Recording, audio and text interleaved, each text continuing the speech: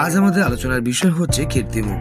যে কোনো হিন্দু মন্দিরের প্রধান প্রবেশ পথের উপরে অথবা কিছু হিন্দু বাড়িতে কীর্তিমুখ নামক এক দানবের হিংস্র চেহারার মাথা দেখা যায়, যার আক্ষরিক অর্থ গৌরবের মুখ, এবং এটি সর্বগ্রাসী সময়ের নীতির প্রতিনিধিত্ব করে।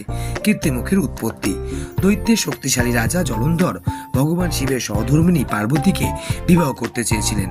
তিনি রাহুকে ভগবান শিবের কাছে পার্বতীর সাথে বিচ্ছেদের প্রস্তাব দিয়ে পাঠান।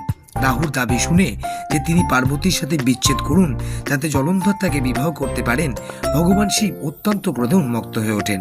তার ক্রোধের ফলে এক হিংস্র প্রাণীর আবির্ভাব ঘটে, যা রাহুকে গ্রাস করার জন্য ছুটে যায়।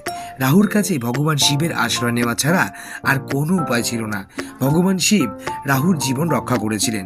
ক্ষুধার্ত প্রাণীটি শিবকে জিজ্ঞেস করেছিলেন যে তার ক্ষুধা মেটানোর জন্য সে কি খাবে।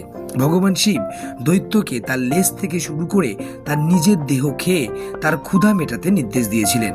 দৈত্যটি কেবল তার মুখ অক্ষত রেখে নিজের দেহ খেয়ে শেষ করে দেয়। রক্তাক্ত চেহারা দৈত্যের মুখ ভগবান শিবকে মুগ্ধ করেছিল এবং তাকে কীর্তিমুখ বা গৌরব মুখের নামও দিয়েছিলেন ভগবান শিব। ভগবান শিব ভগবানের গর্ভগৃহের শীর্ষে কীর্তিমুখ প্রতিনিধিত্ব করার জন্য নিযুক্ত করেছিলেন।